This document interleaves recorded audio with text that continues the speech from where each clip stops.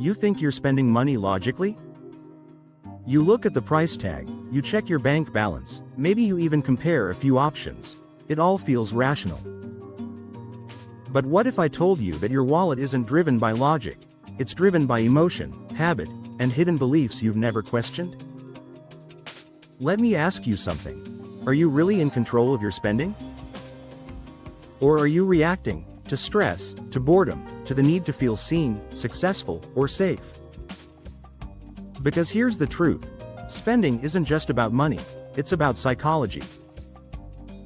Every purchase you make is a reflection of something deeper, your mindset, your identity, your emotional state.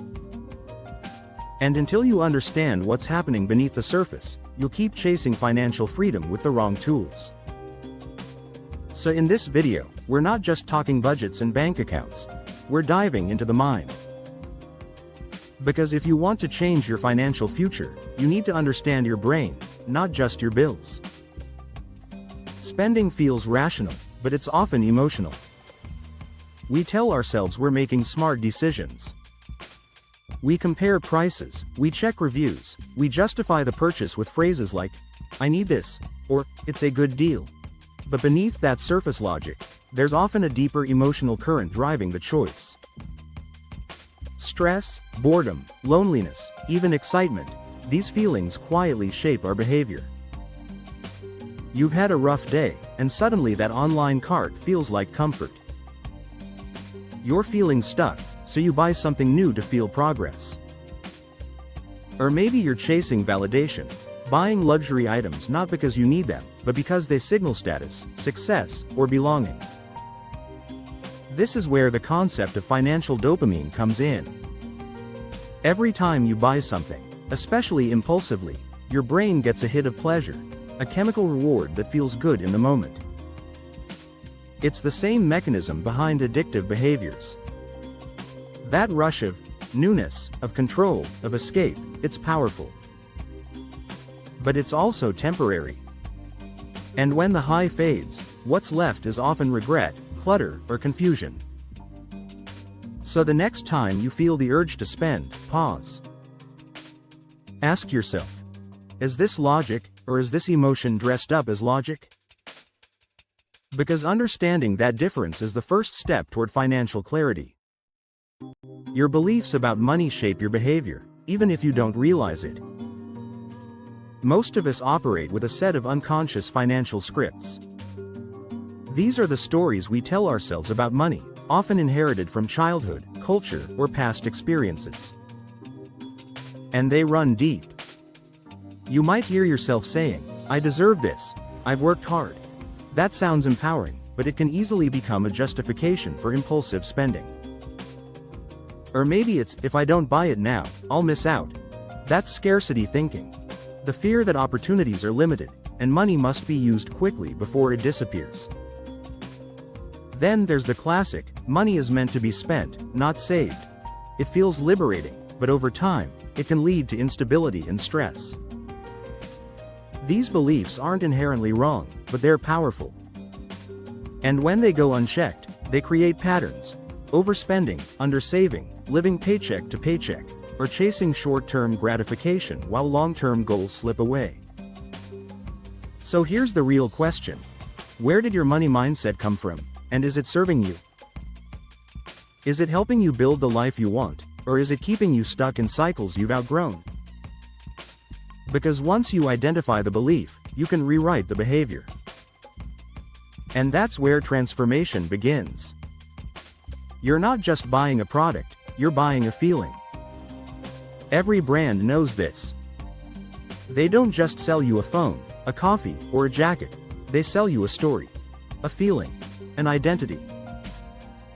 And they're masters at triggering desire.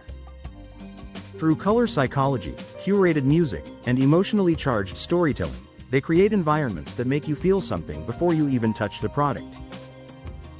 Apple stores are sleek, minimalist, futuristic, because Apple isn't just tech, it's status. Starbucks plays soft jazz, uses warm lighting, and writes your name on the cup, because Starbucks isn't just coffee, it's comfort. Zara rotates collections weekly, uses neutral tones and aspirational models, Because Zara isn't just fashion, it's identity. And here's the twist. Most of the time, we don't even notice it. We walk in thinking we're making a practical choice, but we're actually chasing a feeling: belonging, prestige, control, escape.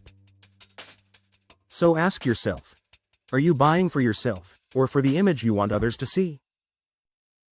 Because when your purchases are driven by perception, not intention, you're no longer spending, you're performing. And that performance costs more than money. For many, spending is a form of escape. We don't always buy things because we need them. Sometimes, we buy because we're trying to feel something, or avoid feeling something. Stress, loneliness, anxiety, boredom, these emotions don't just sit quietly in the background. They push us toward action.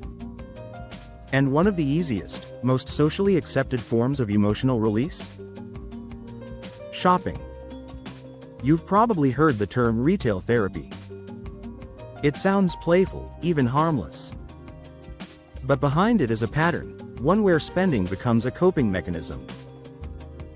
You feel overwhelmed, so you scroll through online stores.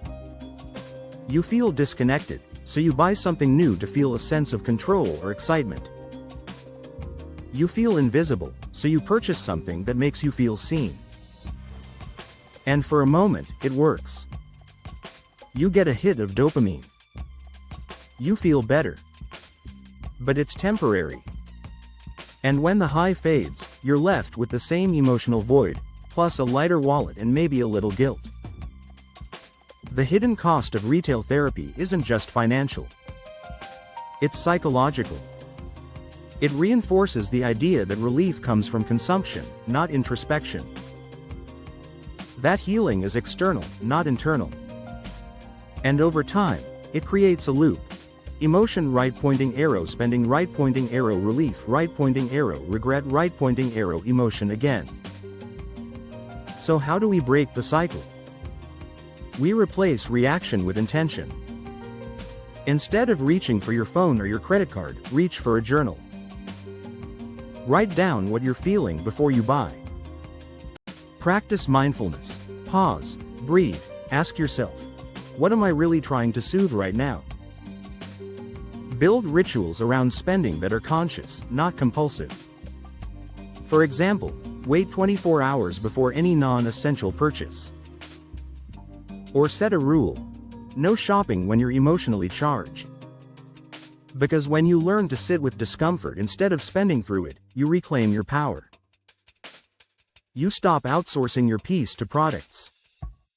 And you start building a mindset rooted in clarity, not escape. You don't fix your spending by cutting expenses. You fix it by changing your mindset. Most people think the solution to overspending is budgeting harder, cutting costs, or tracking every cent. But that's just surface level. Real change happens when you shift the way you think about money, and about yourself. It starts with awareness. Begin by observing your spending impulses without judgment. Don't shame yourself for wanting something, just notice the pattern. What triggers it? What time of day? What mood? Then ask, what emotion am I feeling before I buy? Is it stress? Is it boredom? Is it the need to feel in control? That question alone can interrupt the autopilot and bring clarity. Next, define what value means to you. Not just price, but purpose. Does this purchase align with your goals, your identity, your peace of mind? Or is it just noise? And finally, create personal rules that protect your mindset. For example, I don't buy when I'm stressed, or I wait 24 hours before any non-essential purchase. These aren't restrictions, they're boundaries that honor your long-term vision. Support this process with journaling. Write about your financial wins, your emotional triggers, your evolving beliefs. And have honest conversations with yourself, with your partner, with your community. Because when you change your mindset, your money starts working for you, not against you. Scarcity mindset says, spend it before it's gone. Abundance mindset says, grow it because it matters. These two mentalities shape everything about how we handle money. Scarcity is rooted in fear, the belief that resources are limited, opportunities are fleeting, and if you don't act now, you'll miss out. It leads to impulsive spending, short-term decisions, and a constant sense of urgency. You buy things not because they align with your goals, but because you're afraid they won't be there tomorrow. Abundance, on the other hand, is grounded in trust. It's the belief that money can be cultivated, that opportunities expand when you act with intention. It leads to thoughtful choices, long-term growth, and a sense of calm. You spend not to escape, but to invest in what truly matters. Building a healthy relationship with money means shifting from reaction to reflection. It's about clarity, knowing why you spend. Control, choosing when and how. And purpose, aligning your financial behavior with your values. Because when your mindset shifts, your money follows. Your spending isn't random. It's a mirror. And if you want to change your financial future, start with what you see in that reflection. Make peace with money. Spend with intention, not impulse. Subscribe for more mindset strategies and financial clarity. What's the biggest realization you've had about your spending habits?